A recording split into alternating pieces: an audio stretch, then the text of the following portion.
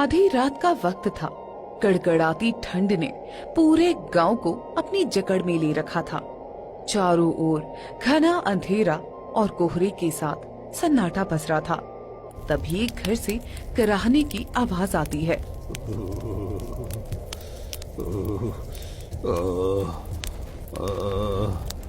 क्या हुआ पिताजी, आप ऐसे क्यों कांप रहे हो? बेटा मुकेश, मुझे बहुत ठंड लग रही है बेटा। मुझे कोई और गर्म कपड़ा दे दो।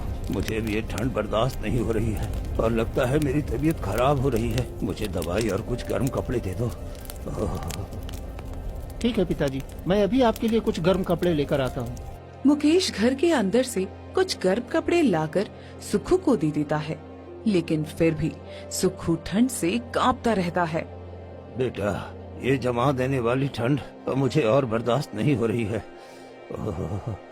ठंड मेरे शरीर के अंदर तक उतर गई है। हाथ पांव सुन्न हो रहे हैं बेटा। सांस भी बोझ लगने लगी है। अंदर से ऐसी कमजोरी महसूस हो रही है, जैसा लगता है जैसे मेरी सारी ताकत बर्फ बनकर जम गई हो। मुझे नहीं लगता है बेटा अब मैं इस ठंड में बच पाऊंगा। पिताजी, आपको कुछ नहीं होने दूंगा। मैं अभी भैया को बुला कर ले आता हूँ। इतना कहकर मुकेश अपने बड़े भाई के पास जाता है और मन ही मन सोचता है, मुझे नहीं लगता कि भैया पिताजी का इलाज करवाएंगे, लेकिन इस हालत में भैया कुछ न कुछ तो पिताजी के लिए जरूर करेंगे। फिर वो अपने बड़े भाई पंकज के पास आता है। भैया भैया भैया, आप सो रहे हैं? उठिए ना, पिताजी की तबीयत बहुत खराब हो रही है। क्या हो गया? तुम इतनी रात को शोर क्यों मचा रहे हो? भैया, पिताजी की तबीयत बहुत ज्यादा खराब हो रही है। कुछ पैसे दे दीजिए ताकि मैं उनके लिए औषधि ला सकूं। इलाज की उन्हें सख्त जरूरत है भैया। अरे मेरे पास अभी पैसे नहीं है, रहने दो, बाद में उनका इलाज करवा दूंगा। नहीं भैया, पिताजी की हालत बहुत नाजुक है। अगर समय पर इलाज नहीं हुआ तो वो मर भी सकते हैं।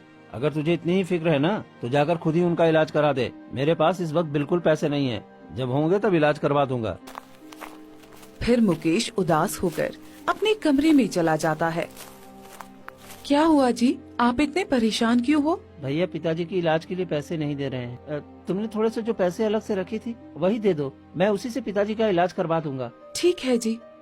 फिर संगीता पैसे निकालकर मुकेश को दे देती है और मुकेश उन्हीं पैसों से अपने पिता का इलाज करवाता है। ऐसे ही देखते ही देखते 2-4 दिन बीत जाते हैं और प्रतिदिन सुखू की तबीयत और ज्यादा खराब होती चली जाती है। फिर एक दिन अचानक सुखू इस दुनिया को छोड़कर चला जाता है।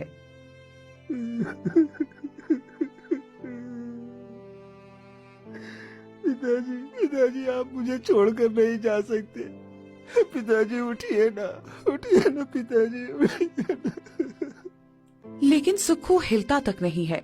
उतने में पंकज वहाँ आ जाता है। चलो ठीक ही हुआ, पिताजी अब बूढ़े हो ही गए थे, मर गए तो ठीक ही हुआ, नहीं तो दवाई करते करते मेरा सारा पैसा भी खत्म हो जाता और मैं कंगाल हो जाता।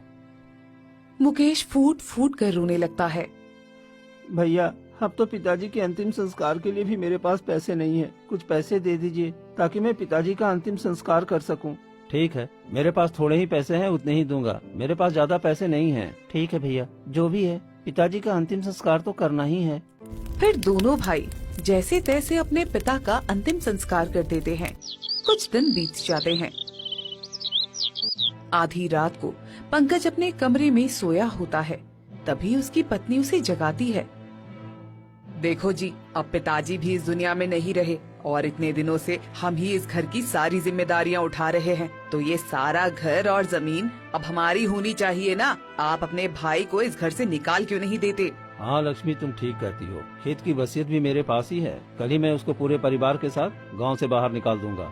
ये हुई ना बात, अब देखना हमारे बच्चे कैसे ऐश की जिंदगी जिएंगे। फिर दोनों सो जाते हैं और